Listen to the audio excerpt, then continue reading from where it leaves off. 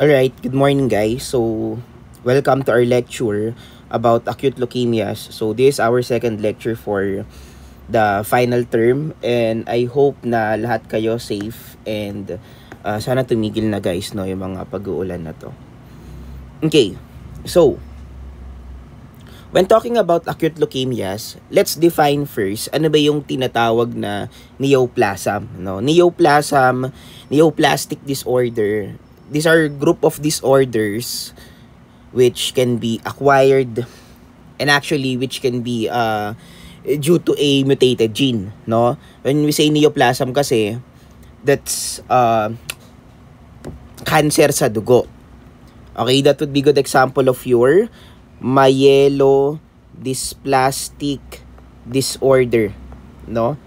Myelodysplastic disorder. Now, under this myelodysplastic disorder na to, ayan, andyan na sila leukemia, lymphoma, myeloma, and etc. Okay. Now, leukemia, which originate in the bone marrow, can be subcategorized as your acute leukemia or chronic leukemia. Now, please to remember na in the bone marrow, guys, there would be abnormal production of your WBC, no? Yung bone marrow mo, produce ng WBC kahit hindi naman kailangan. That is leukemia.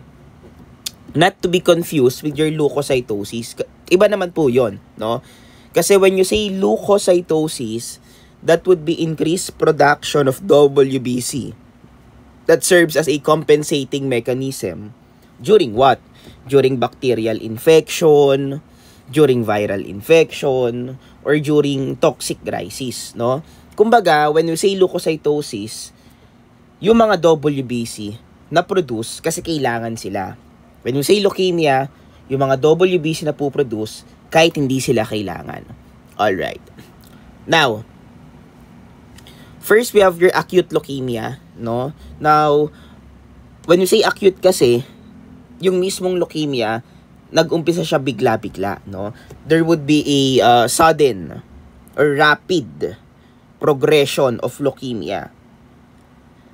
Now, the problem with acute leukemia is that most of the patient here are symptomatic, no? Medyo malala po siya, guys, no?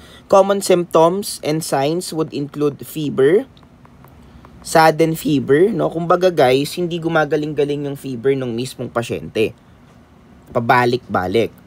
Now, common din po sa acute leukemia ang tinatawag na weight loss, no? Biglang pagbaba ng timbang. What else? Pagpapawis, particularly sa gabi. So, there would be increased sweating in acute leukemia.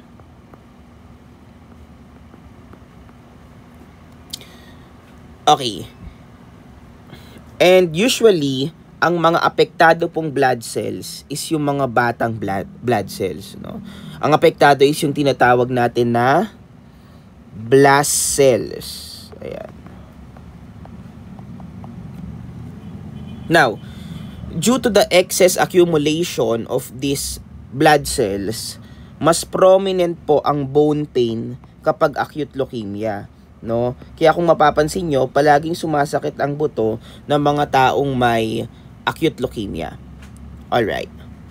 However, uncommon or bihira kang makakita sa acute leukemia ng tinatawag na hepatosplenomegaly. Okay? Bihira po yan. Now, due to the production of this WBC blast cells, yung mismong hematopoietic stem cell mo, nawawalan na po siya ng site for RBC and platelet production. That's why in acute leukemia, common din po nakikita ang anemia and thrombocytopenia. Daan nyo ha, in acute leukemia, there is anemia. That's why if the patient has acute leukemia, kadalasan nakakaramdam sila ng fatigue.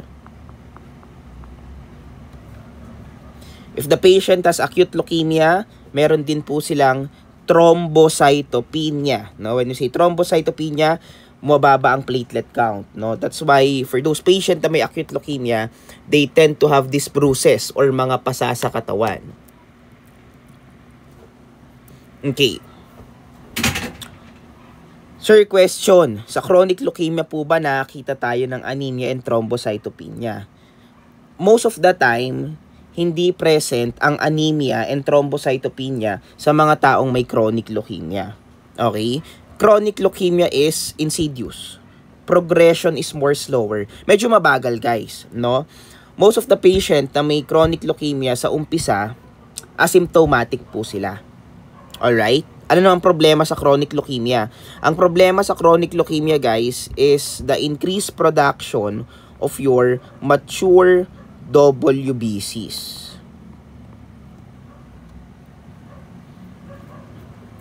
Okay. Now, due to the increased production of mature WBCs, it will affect the proliferation of your WBC in the liver and spleen. That's why, mas common natin nakikita ang tinatawag na hepatosplenomegaly if the patient has chronic leukemia. Okay? Hepatosplenomegaly if the patient has chronic leukemia. No? It can also be classified based on the duration, guys. No? When we say acute, that would be leukemias less than 6 months. When we say chronic leukemia, that would be leukemia more than 1 year. Okay. Yan, no? As you can see, guys, sudden ang onset ng mga sintomas ng acute leukemia. However, sa chronic, medyo mabagal. Okay. By the way, guys, mas makakita po tayo ng mataas na WBC in cases of chronic leukemia since ang apektado nga po would be your mature WBC. Okay? Sa acute leukemia kasi, guys, it would be variable. Pwedeng mataas ngayon, mababa next time, and nasa normal naman next time. Okay? Kasi ang madami nga po is blast cells. So, kung blast cells ang madami, more likely, kailangan pa nating gumawa ng bone marrow aspiration if we want to quantitate the amount of blood cells in the bone marrow. Okay? Okay. Now, these are some of your hematologic neoplasms. When we say lymphoma, that would be cancer in your lymph nodes, no, or your lymphatic system. It's a solid tumor outside the bone marrow, no? Ito yung mga cancer na nagsisimula sa kulani, guys. That's why if the patient has lymphoma, the most common signs and symptoms here would be lymphadenopathy.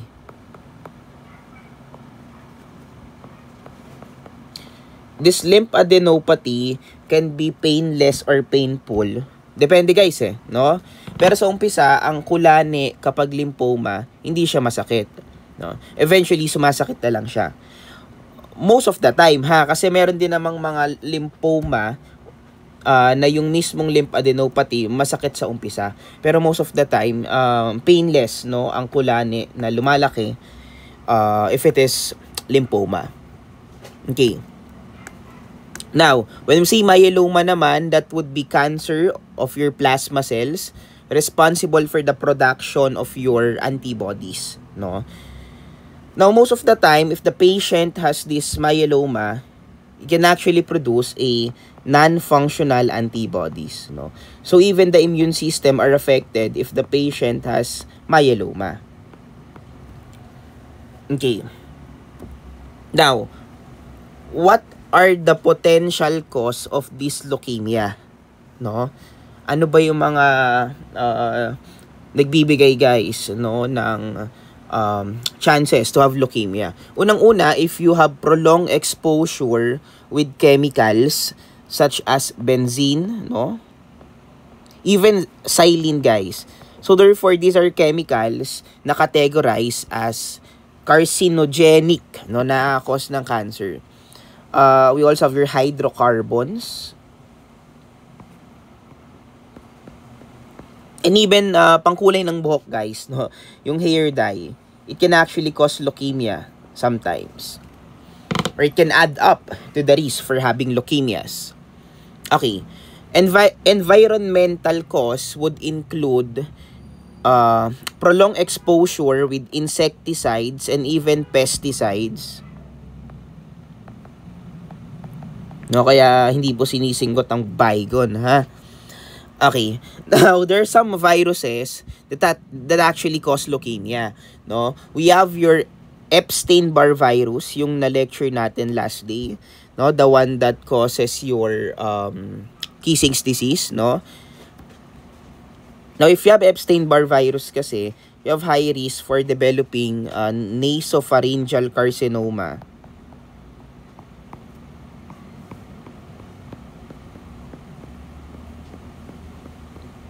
And even Burkitt's lymphoma.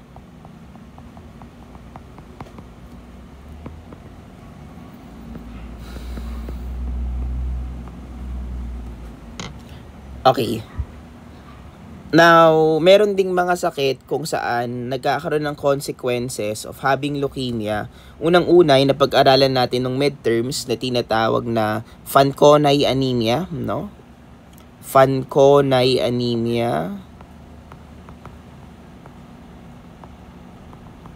And even patient with Down syndrome, they have high risk to develop leukemias.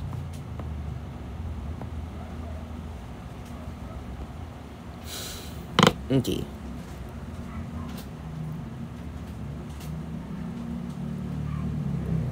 So, first off, our lecture would be about your acute leukemias, guys. Now, the classification of acute leukemias, no, in terms of diagnosis, are standardized by your FAB classification and WHO classification.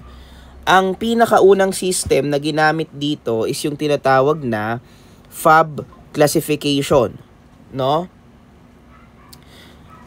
The only problem with FAB classification is that medyo kulang yung criteria niya to diagnose leukemia. Kaya siya napalitan ni WHO classification. Sir, bakit? Kasi ang FAB classification, unang-una, it will only rely with the cellular morphology. Aside from that, it would also rely with your cytochemical staining.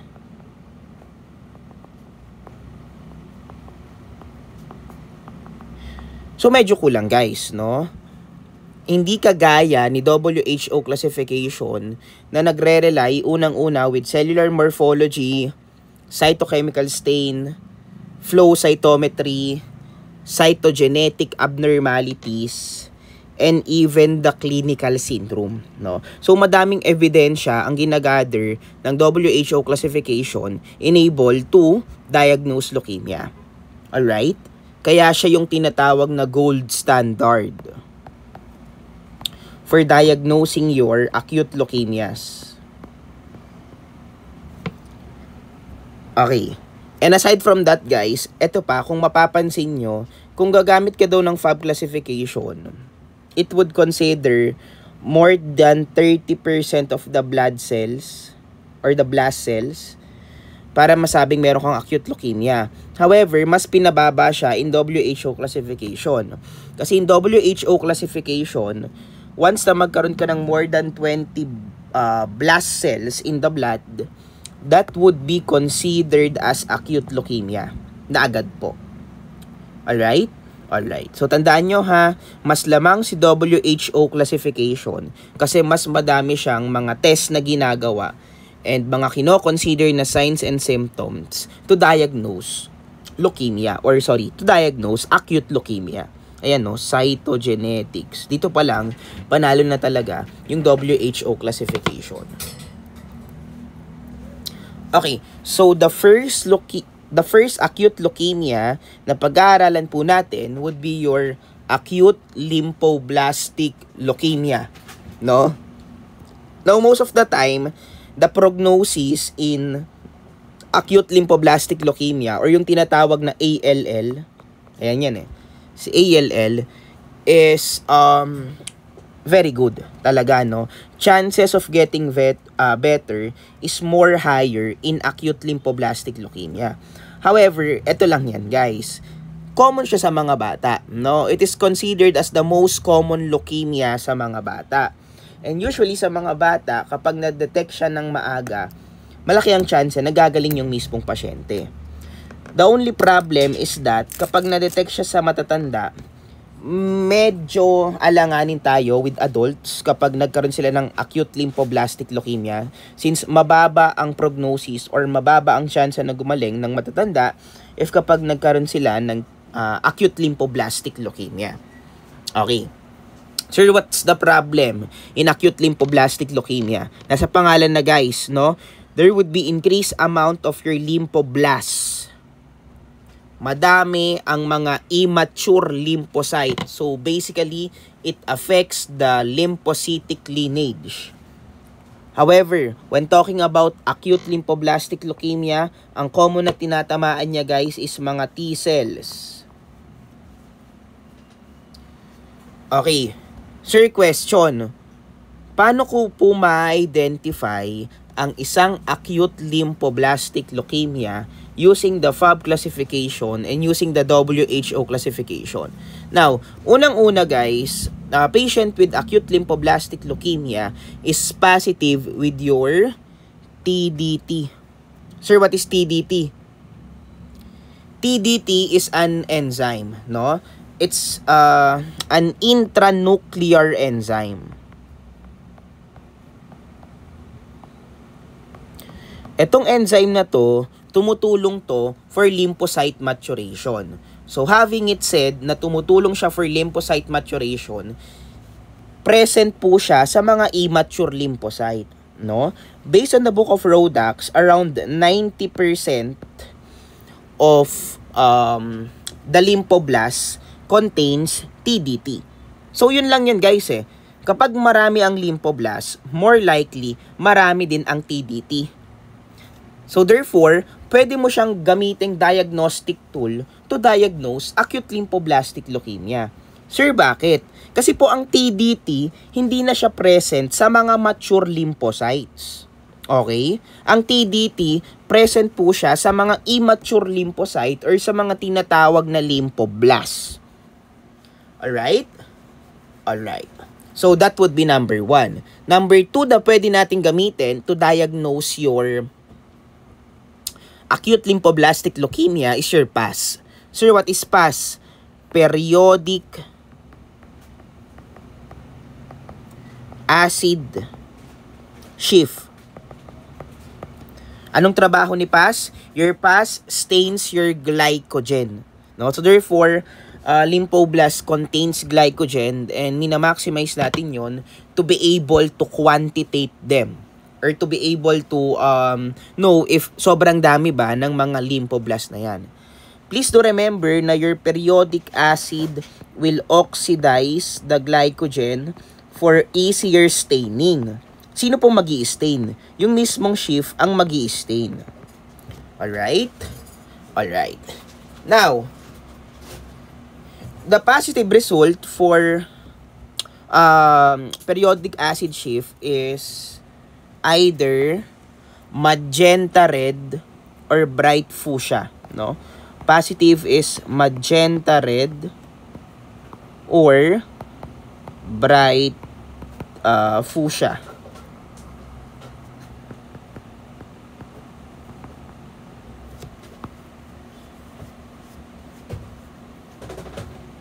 If the patient has acute lymphoblastic leukemia, ang ibinibigay nilang pattern sa periodic acid shift, it's either a blocky pattern or a chunky pattern, no?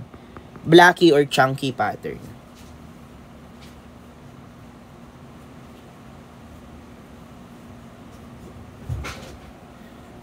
However, the most reliable tool pa din to diagnose acute lymphoblastic leukemia is genetic analysis, no? Matik naman yan. Genetic analysis, cytochemistry, ayan. And even your immunophenotyping.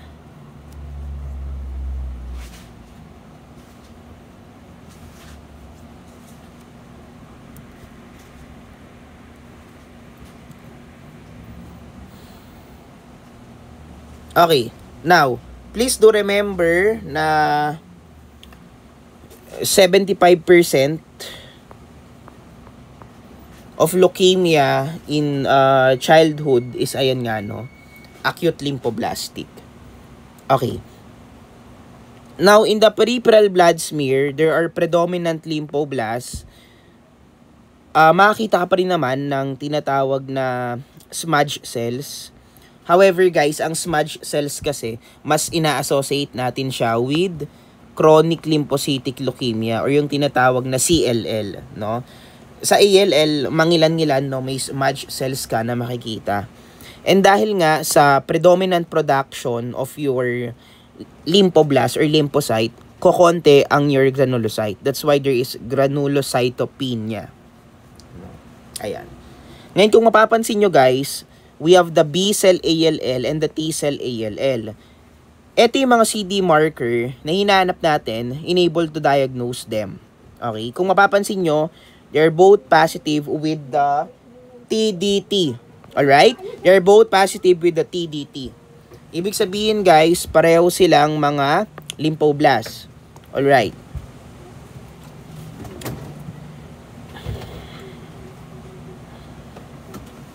Ayun, ito yung sinasabi ko kanina eh. If it is acute, regardless if it is lymphoblastic or the myeloid lineage, merong bone pain na ina-associate. Okay.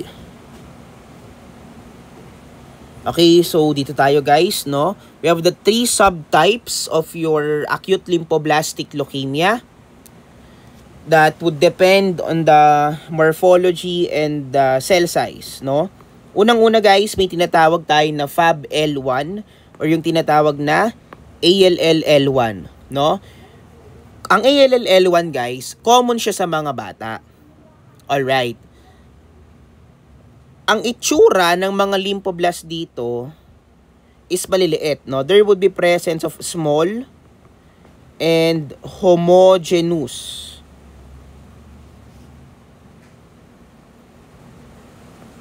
lymphoblast, no? However, ang FAB-L2 kasi, ito naman yung common sa matatanda. Ang lymphoblast dito medyo malalaki, no? So therefore, in L2, there is large and heterogeneous lymphoblasts. The only problem is the L3. Sir, bakit? L3 po ang pinakamalala na acute lymphoblastic leukemia. Ito yung associated with Burkitt's lymphoma, guys. And mind you, kaya tayo gumagamit ng periodic acid shift is that we want to categorize kung sino yung malala sa mga hindi malalang acute lymphoblastic leukemia. Sir, bakit? Kasi po ang ALL-L1 and ang ALL-L2 nagpa-positive po sila sa PAS. However, guys, ang ALL-L3 nagne-negative sila sa PAS. Okay, negative yan sa PAS, guys. Eh sir, anong resulta nila with the TDT? Sa TDT guys, silang tatlo positive. However, sa PAS, dalawa lang ang positive. ALL-L1 and ALL-L2. Alright? Okay.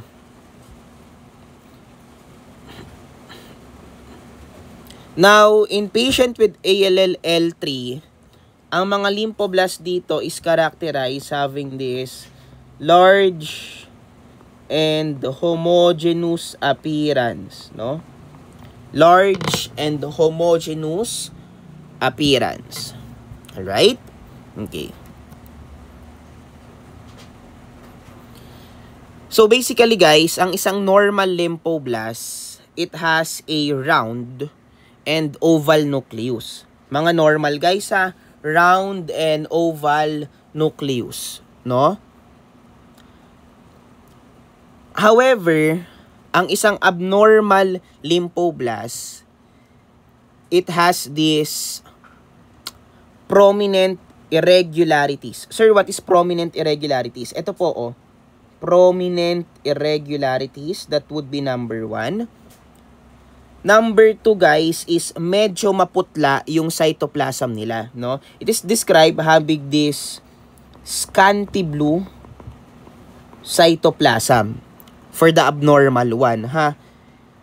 Scanty blue cytoplasm.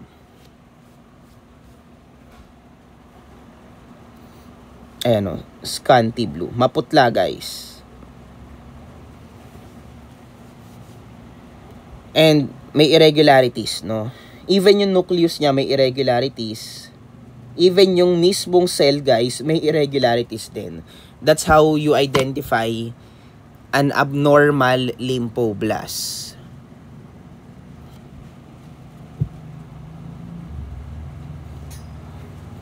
Alright. Talo na tayo with your acute myeloid leukemia. As much as possible, bibilisan ko lang siya para may upload ko sa YouTube kasi medyo mahina ang signal dito sa amin, no? So sana ma-upload ko siya within this day. Okay. Now, acute myeloid leukemia is the most common leukemia subtype in any ages, no? The most common type of leukemia in adults as well. Common sa matatanda, acute myeloid leukemia. Common sa mga bata, acute lymphoblastic leukemia. However, kapag common naman ng more than 60 years of age,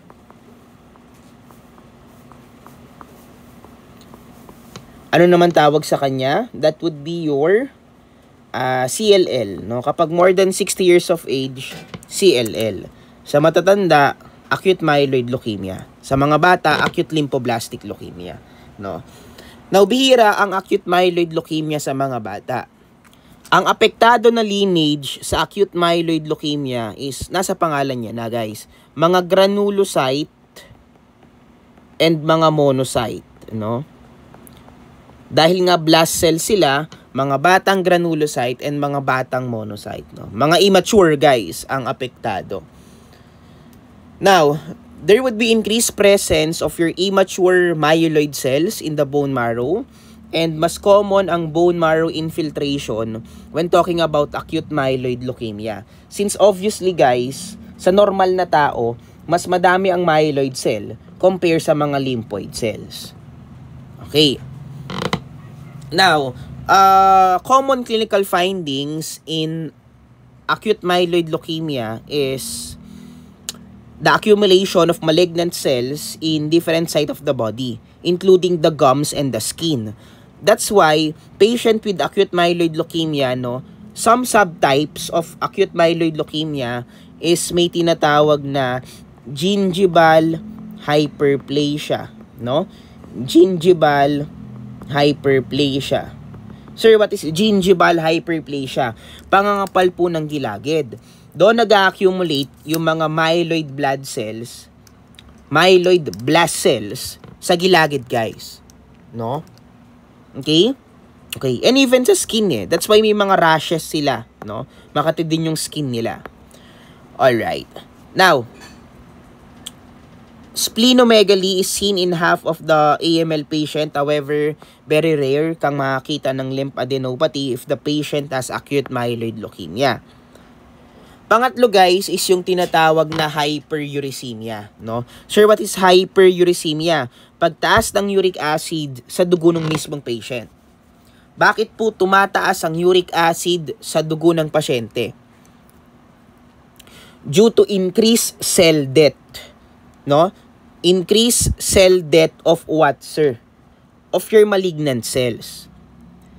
Nakikitang hyperuricemia, particularly during treatment, kung saan nasisira na yung malignant cells, no? So, kapag kinikimotherapy si patient, yan, more likely magkakaroon na yan ng hyperuricemia. Ang problema, dahil nga hindi maka-keep up si kidney sa dami ng uric acid, most of the time, yung mga pasyente na may hyperuricemia, nagsasuffer from kidney failure. No? Nagkakaroon ng kidney failure, guys. Kidney failure and even gout, or yung tinatawag na gouty arthritis. Okay. Kapag lumala ang hyperuricemia, no, tinatawag na po siya as your tumor lysis syndrome. Kasi kailangan mo naman talagang i-lyse yung tumor, guys, no? So therefore, tumor lysis syndrome is a consequences of being treated. That's why, during treatment, guys, merong mga ibinibigay na gamot and merong management na ginagawa sa pasyente para hindi masira yung kidney niya. Okay? Okay. Now, as you can see, tataas din ang phosphate, kaya nagkakaroon ng hyperphosphatemia. Tandem yan, guys, no? Hyperuricemia and hyperphosphatemia. Now, in clinical chemistry too, there would be relationship between phosphate and calcium. Usually, kapag mataas ang phosphate sa dugo, mababa naman ang calcium sa dugo, no? That's why there is hypocalcemia. Alright? Okay. Now, ang mga treatment natin for AML would include radiation therapy, chemotherapy, and of course, sabi ko nga sa inyo, sa lahat ng hematological disease, hematopoietic stem cell therapy or hematopoietic stem cell replacement. No? Papalitan yung pinaka-hematopoietic stem cells.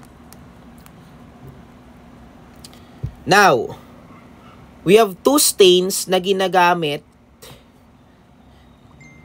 to classify if the patient has acute myeloid leukemia. Basically, class, ganito lang yan.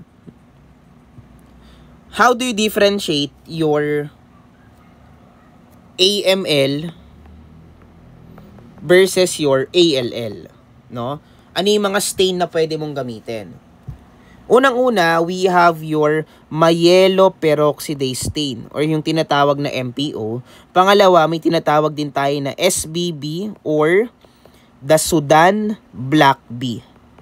Myeloperoxidase. And you also have your Sudan Black B.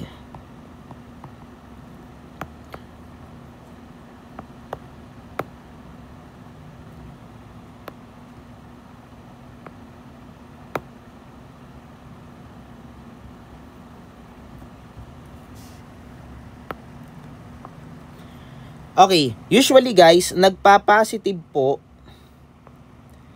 sa myeloperoxidase and SBB ang AML. Negative naman ang ALL. Sir, question, saan nagpa-positive ang ALL? Di sa TDT and PAS. Okay? Okay. Now, your myeloperoxidase stain stains your peroxidase granules.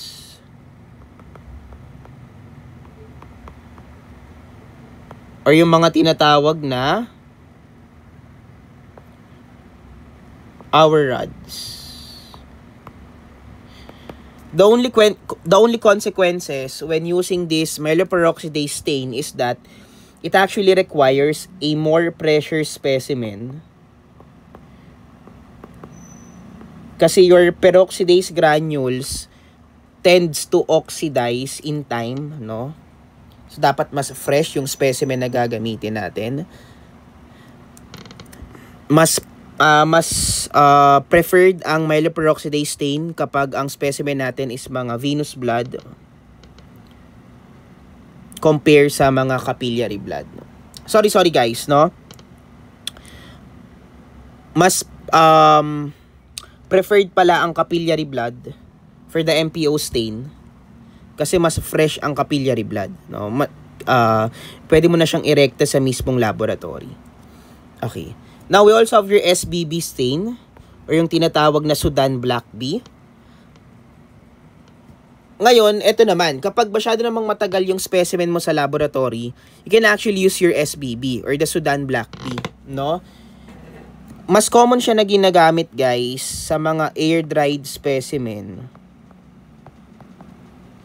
And obviously, nasa pangalan niya na, no? Ang mga Sudan Black B, ang ini-stain nila is mga lipids, no? Mga lipid bodies. Kasi ang mga lipid bodies matitibay, guys, no? Hindi siya basta-basta nasisira or na-oxidize kahit tumagal pa yung isang specimen, no? So therefore, si MPO and si SBB yung gagamitin mo to be able to classify the leukemia as acute myeloid leukemia. Kasi sir, tanong ko lang po, magne-negative po ba ang ALL sa MPO and SBB? Yes. Ibig sabihin po ba nun, ang mga lymphoblast, wala silang peroxidase granules, wala din silang lipid bodies? Yes. Ibig sabihin ba nun, sir, ang mga myeloblasts, meron silang peroxidase granules, meron silang lipid bodies? Yes. Okay? Okay, so I hope that makes sense, no?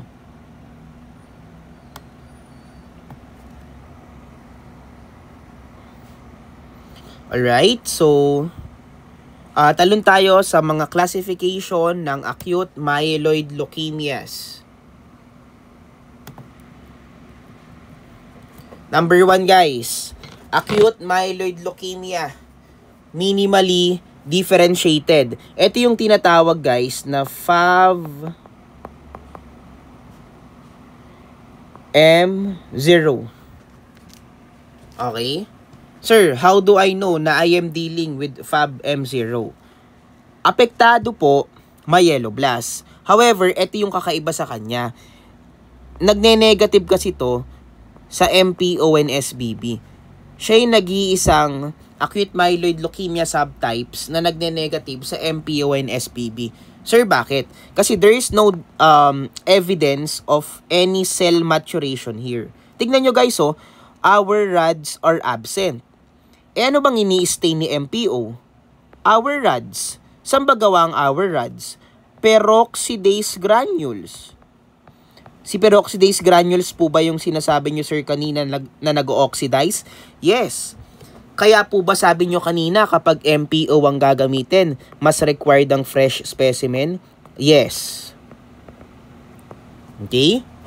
Okay. No?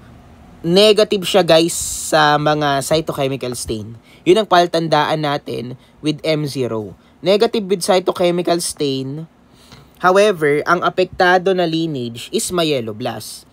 Sir, paano mo nalaman na ang apektado na lineage is myeloblasts? Kasi positive po sa CD13 and CD33. Okay. Now, you also have your acute myeloid leukemia without maturation. Etong without maturation na to, ito yung tinatawag na FAB-M1, no? FAB-M1, guys. Okay. Sir Will, bakit po siya tinawag na without maturation? Kasi ang myeloblasts dito, guys, more than 90%. However, less than 10% naman ang mga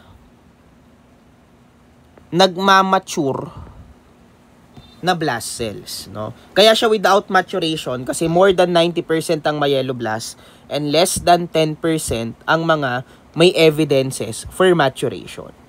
Okay. Now, usually, guys, if it is M1, patient here has tenderness of the bone, no? May tenderness sa buto, particularly sa sternum and ribs.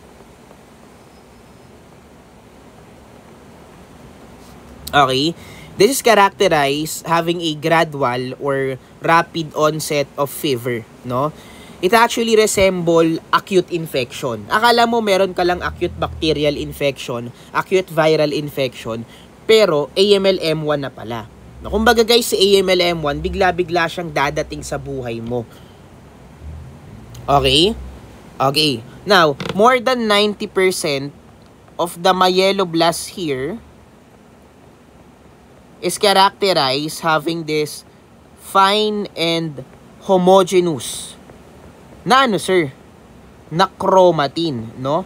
Fine and homogeneous na chromatin. Oh, sir, meron na po bang our rods ang AML-M1? Meron na po. Ngayon, kung may hour rods na ang AML-M1, magpa-positive na po ba siya sa MPO? Yes, no? Ang AML-M1, guys, it is both positive with MPO and Sudan Block B or SBB. Alright? Alright. Now, aside from that, you may also consider the positivity in CD13 and CD33. Kasi guys, kapag positive ka daw po sa CD13 and CD33, ibig sabihin, isa kang myeloblast. Okay? Kapag negative naman, you are not dealing with any myeloblastic lineage. Alright. Sir, may napapansin ako. Kanina ko po nakikita yung CD34 na yan. Ano po ba yan? It's the hematopoietic stem cell marker. No? You have CD34 because your myeloblast comes from your hematopoietic stem cell. Yan lang yon. It's an evidence that nanggaling siya sa mismong bone marrow. Alright. Now, common din po ang AML-M1 na nagkakaroon ng tinatawag na chloroma. When we say chloroma, it's a tumor, no? Ang chloroma, localized tumor siya na naglalaman ng madaming myeloblast and madaming myeloperoxidase. Ulit, ang chloroma, it's a localized tumor na naglalaman ng maraming myeloblast and maraming myeloperoxidase. Na kapag hiniwa daw po yung mismong tumor na yan, it would give you a green appearance due to the presence of your myeloperoxidase. Okay? Okay. Anong itsura ng isang abnormal myeloblast? Merong fine and homogeneous chromatin. And merong ding, of course, our rods.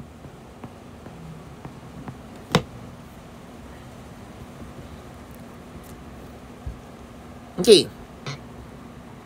Next would be your AML-M2, no? Ito yung tinatawag na acute myeloid leukemia with maturation. Anong tawag?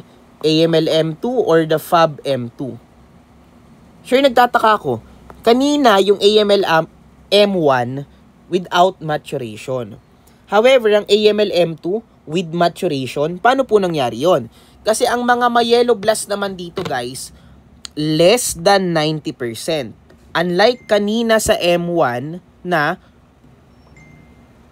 more than 90%. More than 90% myeloblast without maturation.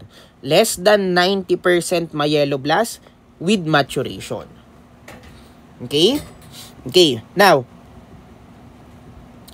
AML-M2 is considered as the most common type of your AML. It's the most common type, no? There would be also presence of our rods. And usually, guys, ganito yan. Kung saan nagpa-positive si AML-M1, doon din nagpa-positive si AML-M2. So, positive din siya with MPO, SBB. Sir, kung gagamit ako ng immunophenotyping, positive din po ba siya sa CD13 and CD33? Yes. Ayun, no? Halos pareho lang eh.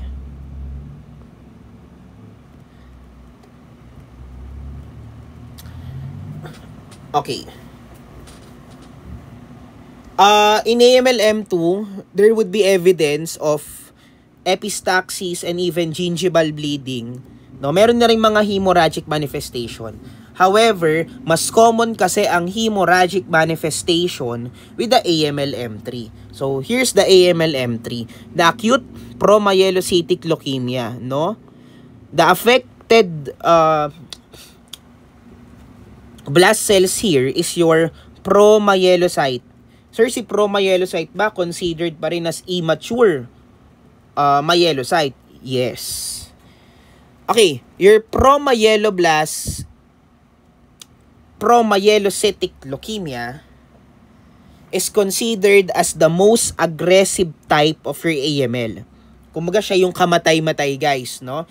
Kasi it is associated with DIC, guys. It is associated with DIC.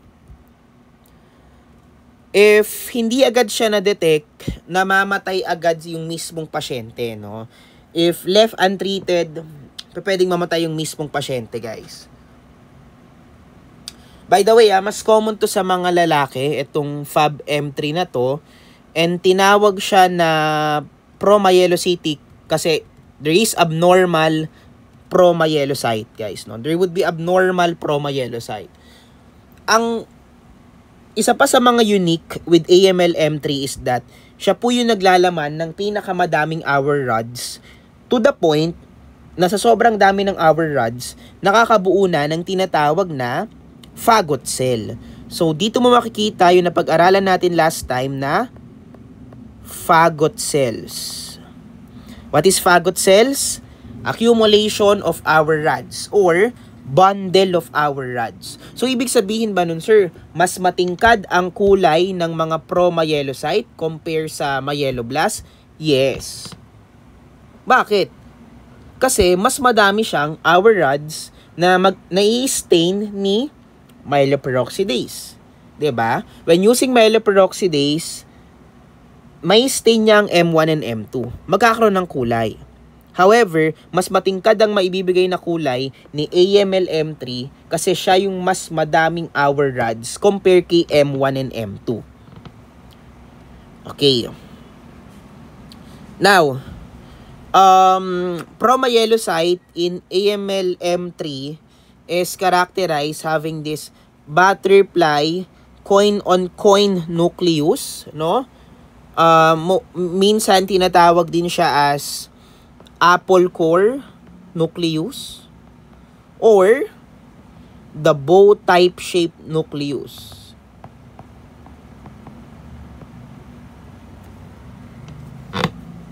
Okay. Sir, question. Ano pong itsura ng isang normal na promyelocyte? Ang normal na promyelocyte, guys, bilugan, halos bilugan yung nucleus niya. It is characterized having a rounded or oval nucleus. However, ang isang abnormal na promyelocyte, guys, yung nucleus niya, eccentrically located. Tapos, hindi mo malaman-laman kung ano yung hugis, no? Eccentrically located. Medyo nasa gilid yung placement ng nucleus. Tapos, ayan, may butterfly shape, apple core. Okay. Ito rin, guys, yung associated with PML rara, ha? Tandaan nyo. PML rara positive, AML-M3. Sir, ano pa yung pwede kong gamitin to diagnose AML-M3? Kung saan positive si M1 and M2, doon din positive si M3. MPO, SBB, CD13, CD33. Okay? Sir, napapansin ko halos pare-pareho Yes, kasi myeloblastic lineage pa din, no? Kumbaga may kanya-kanya lang silang mga distinguishable factor to differentiate them. Like for example, acute promyelocytic leukemia. Anong pwede mong gamitin dito na unique sa kanya? Promyelocyte, fagot cell, DIC, most aggressive, 'di ba? Sa AML-M2, sir, anong pwede kong gamitin para ma-identify siya? With maturation, less than 90% myeloblast, most common type of leukemia. Sa AML-M1, sir, anong pwede kong gamitin? Without maturation, more than 90% of myeloblast. Yung lagnat, progressive, no? Bigla-bigla lang dumadating. Na yung mismong lagnat, it resembles acute infection. Ayun. Okay? Okay. Now, we also have your AML-M4. This is a recall question in the board exam. Hindi ko to makakalimutan kasi number 1 to sa board exam nung time namin. Ang tanong, anong klase daw ng acute myeloid leukemia yung merong mixture ng myeloblast and monoblast? The correct answer, guys, would be your AML-M4, no? There would be presence of both the myeloid and the monoblastic lineage. Guys, hati, no? Medyo kakaiba to. Meron din namang bleeding manifestation ng M4. However, mas prominent kasi sa M4 ang gingival hyperplasia, no? Mas common na makikita sa M4 ang gingival hyperplasia.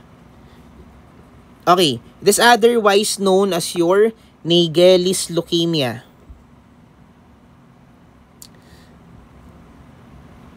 Okay. It may or may not have our rods, no? So, ibig sabihin guys, kapag AML-M4, eto lang yan. MPO, positive or negative, or weak reaction. SBB, positive, negative, or weak reaction. Sir, may tanong ako, positive po ba siya sa CD13? Yes. Positive po ba siya sa CD33? Yes. However, may nadagdag guys. CD11 positive and CD14 positive. Bakit? Kasi the CD11 and 14 would denote na there would be presence of monoblast. Okay? Monoblast, myeloblast. Okay? Kaya kung mapapansin nyo guys, weak reaction na lang sa MPO and SBB. Bakit? Kasi meron ng monoblast na nakikiepal. Alright? Okay.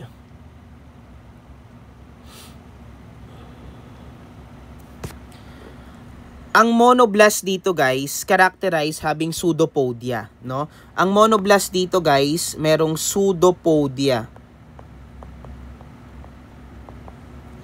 Okay.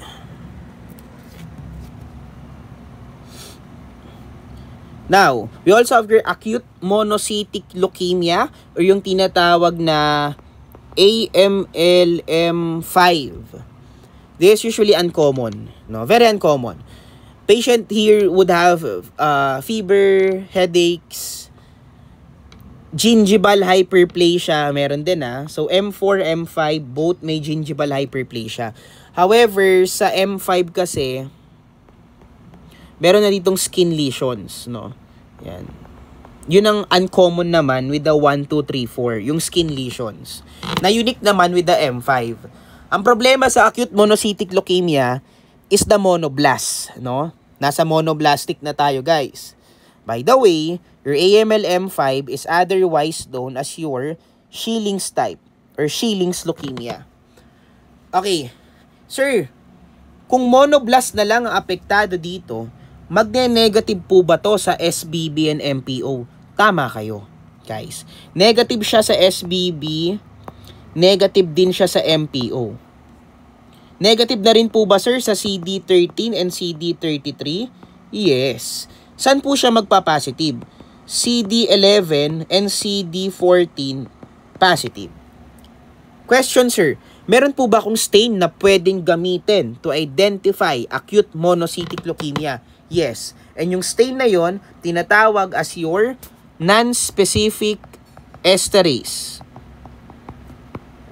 So, ibig sabihin guys, ang taong may AML-M5, positive siya sa non-specific esterase. Kasi ang mga monoblast, meron siyang laman na non-specific esterase.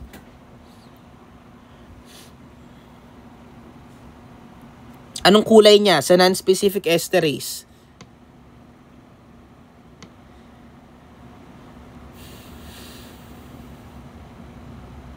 Red-brown. Red-brown or dark red. Okay. Medyo kakaiba ang mga monoblast kapag AML-M5. Kasi ang AML-M5, yung monoblast niya is characterized having this muddy or smoggy gray-blue cytoplasm when using your right stain. Ito right stain naman, ha? Muddy or smoggy gray-blue cytoplasm. And obviously, meron ding pseudopods yung mga monoblast dito, no? Same with the M4. Alright. What's our takeaway here? More than 80% monoblast for the M5A. May subtypes pa kasi.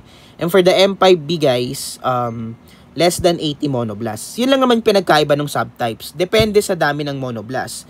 Pero ang takeaway natin dito is skin lesions, apektado ang monoblast, positive for CD11 and CD14, positive for non-specific esterase. Alright? Okay. Next is your acute erythroleukemia or the FAB-M6. Very sikat ang FAB-M6 guys kasi it is otherwise known as your de Guglielmo's syndrome. Guys, anong apektado dito? Nucleated RBC. Madami ang nucleated RBC. Sino si nucleated RBC? Si orthochromatic or orthochromic normoblast. Eto pa pala guys. Ang AML-M6 kasi, positive din with PAS. So, nag-accumulate na mga positive sa PAS. ALLL1, ALLL2, and AML-M6. Bakit, sir? Ano bang resulta ni ALLL3 sa PAS? Negative. Alright? Okay. Medyo aggressive ang acute erythroleukemia, no? Kasi kung mapapansin nyo, ang isang normal na RBC, negative sa PAS. Ang isang RBC na makikita sa erythroleukemia or de Guglielmo's syndrome, positive naman sa PAS. Okay? Okay. Ang mga RBC dito is characterized having this Bezier lobulated nuclei. Alright? Okay, so that would be your AML-M6. And kung mapapansin nyo guys, ang positivity for the erythroblast is the CD71 and CD45. Tatandaan nyo yun ha. Kapag acute erythroleukemia, ito hanapin nyo, CD71. Okay. And you also have your acute megakardioblastic leukemia, pinakabihirang type ng acute leukemia, no? Usually, nagpa-positive to with the alpha-naptyl acetate esterase and PAS. And to be able to diagnose acute megakardioblastic leukemia, you need to find the presence of the GP2B, GP1B, and GP3A, no? Normally guys, ang GP2B sa mga platelets, it aids in aggregation. Ang GP1B naman, it aids in adhesion. Malalaman mong megakardioblastic ang problema, ayan, pag nag-positive sa mga markers na to. And even the von Willebrand factor. Okay? Okay. So, that would be all for today. Thank you so much sa pakikinig. And ina-announce ko na lang kung kailan na magiging quiz natin and magiging practical exam nyo for Hematology 1. So, stay safe and see you soon. No?